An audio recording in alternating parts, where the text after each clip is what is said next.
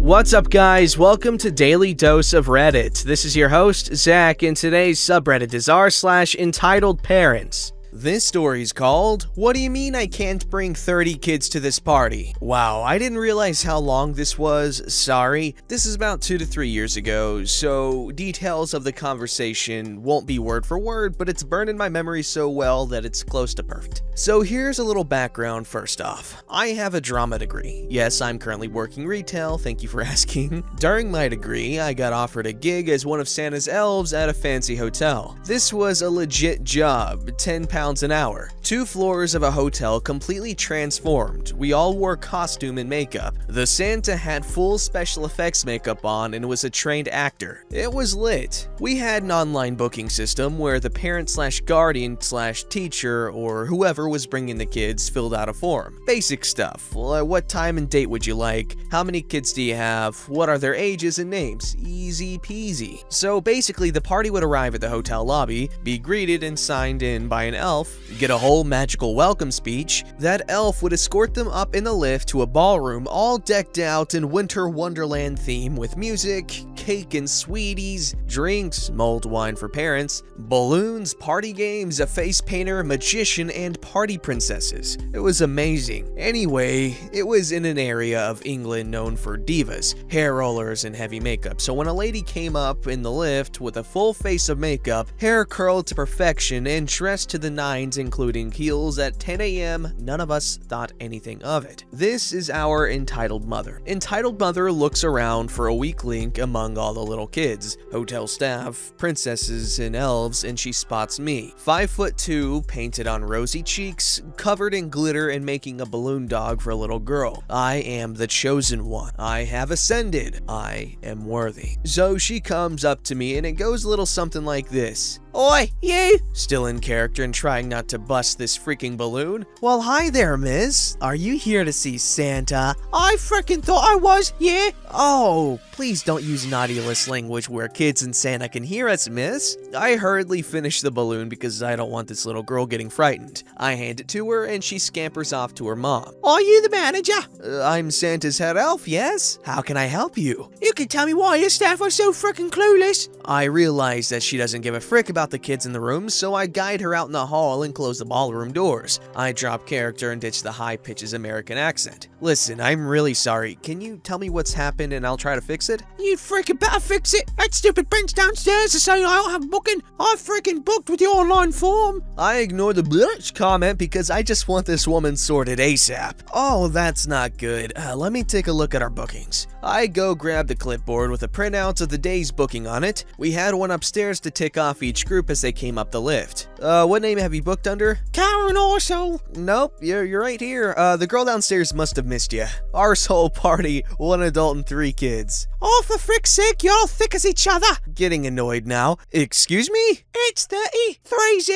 You've brought 30 kids with you." That's because I freaking booked it and paid for 30 kids. I brought my son's whole class as a treat and you idiots are ruining it." Now, I know for a fact that she hasn't booked 30 kids because A, her booking had the amount she paid on it, which was £50. £15 per kid and a $5 for adults to cover their wine and snacks. This is expensive, but remember, it was an upscale hotel with really good food and entertainment, and it included photos from trained photographers. B, because of the amount of each time each individual kid got with Santa, 20 minutes each, we only took 30 kids a day, which added up to 10 hours a day. She'd made her booking 4 days prior when people had been booking this date for weeks, so the form wouldn't even let her choose 30. So basically what I think has happened is she offered the day out for the kids, then dropped the ball and booked 3, hoping we'd take it as a computer error and fit them in. Right, I'm sorry, but I think there's a bit of a mix-up here. "A mix-up? You're stressing me out ruining Christmas. You call it a mix-up?" Having none of this nonsense, are you planning on letting me speak? "Excuse me, how dare you speak to me like that?" Listen, I'll happily stand here all day and let you shout, or we can try and sort this out.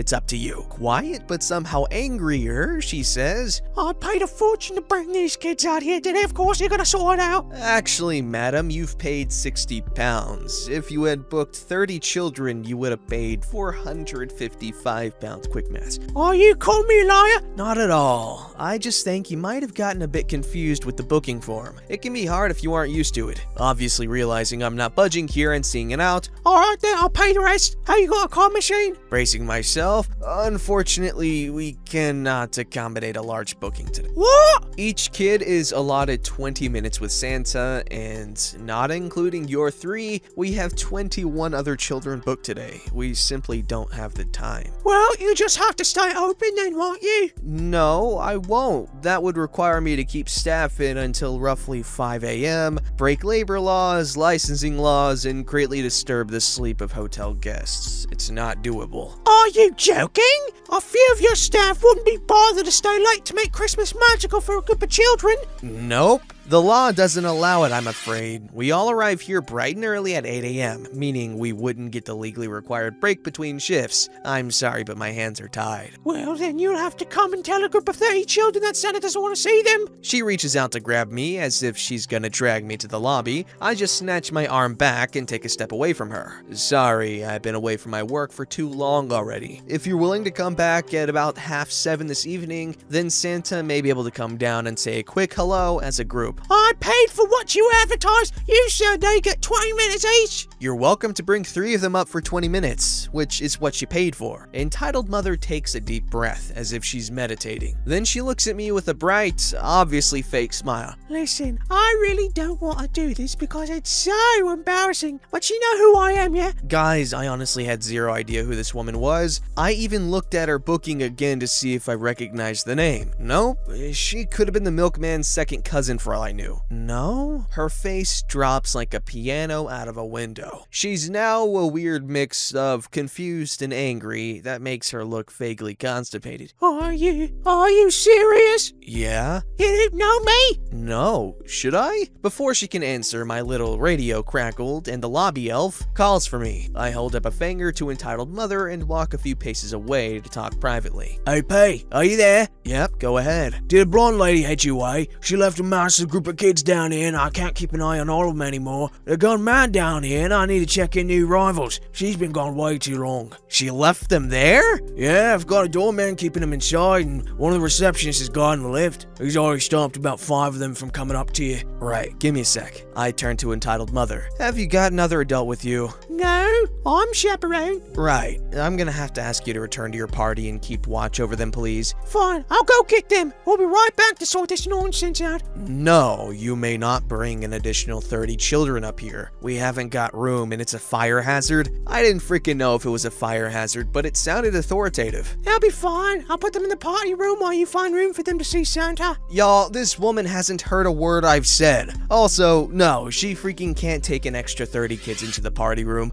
We have a specific number of cupcakes, sweets, and drinks, and I was not gonna have other bookings turn up later and have nothing for them to eat because Entitled Mother let her pack of wild children eat all our stuff. No, they cannot go in there. There isn't enough party food, plus it's the waiting room to see Santa, and I've made it perfectly clear to you that your group will not be seeing Santa today unless you come back at 7:30 and accept a group meeting. You're welcome to rebook for another day. Just go buy more. You can't exclude kids from a party. It's not fair. I can when their adult hasn't paid the entry fee. Listen, I'm not wasting any more time with you. Cut everyone else's time to 10 minutes and have the cupcakes. They won't know any different. As freaking F. Madam, I will explain this one more time. You have not booked correctly. That isn't my fault or the fault of the hotel. You haven't paid correctly. You have abandoned 30 children into the care of one person downstairs. You have 3 options. 1, you rebook and come back another day. I'll transfer the 60 pounds you paid into your new booking. I will gladly have the elf downstairs tell the children that Santa has to go back to the North Pole for the day. Option 2, 3 of your group come come and meet Santa, as you have paid for. I can bring them up while you keep an eye on the others. The rest of you may come back at 7:30 for a group meeting with Santa. The children will not receive alone time, treats, or individual professional photos, but I will have enough spare toys for them. Or option 3, you leave now, I refund you your money, and you do with it what you wish. Entitled mother screws up her face like a baby eating a lemon, then just explodes into screams again. You're a frickin' disgrace! You're gonna ruin Christmas for 30 kids! 30? Screw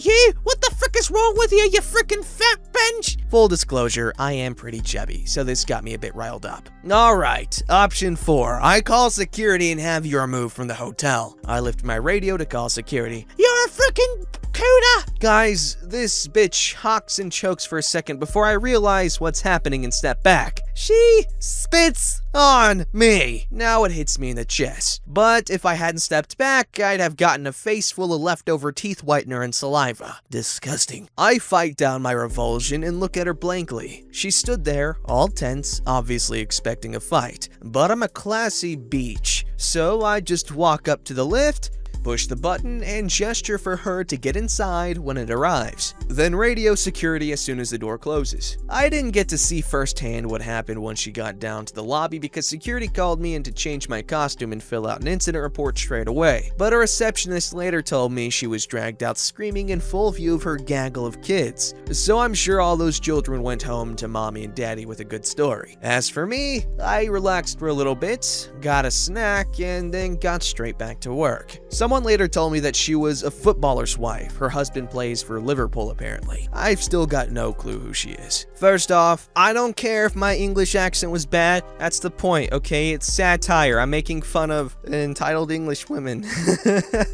Okay? It's a caricature voice, okay? And who the hell is she to act entitled, okay? Her husband plays in a pool of livers. Gross, man. This story is called, My Entitled Father Thinks He Owns My Sister's Uterus.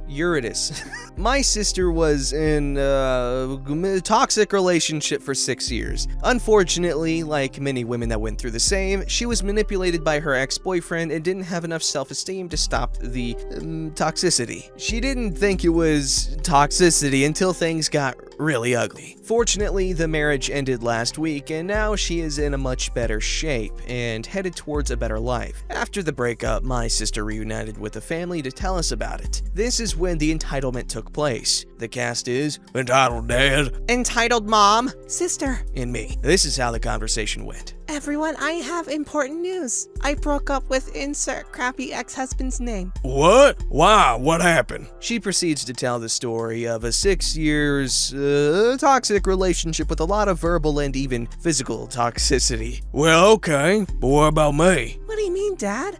Well, you still have to give me a grandson. You're 33 years old. You won't be able to bear healthy children much longer. Dad, how can you say something like that to me? I've been through hell and back, and all you can think about is your grandchild that doesn't even exist? Yes, I gave you life, a proper education, house, food, everything you wanted. The least you can do is give us a grandchild. Yeah, I agree. We are very important, and all I want is a grandchild. I am not having a child with a man like crappy ex-husband. I need to find the right man, the one that will love and cherish me. Well, you better do that soon. I am tired of waiting. I swear both you and your brother are the most ungrateful children I could have been cursed with. You cannot make me have a child. It's my body. I will have a child whenever I want to, not when you want. Unfortunately, you are right. I want to have a grandchild so bad, you have no idea. If the child was a boy, maybe I can shape him into a real man, unlike your brother. For context, I am gay and my father hates me for it. I only went to the family reunion because my sister really insisted for me to go. The fight got really ugly, and from then on, I backed up my sister the entire time and we ended up storming out of the house. Both of us haven't talked to our parents since that event. My dad is such a horrible and selfish person. I have other stories about him that I'll maybe tell someday. I'm just happy that my sister is better and now has a chance to find the right person. Wow, those are some lovely parents we have here. Don't forget to like, subscribe, and hit that bell to never miss an episode.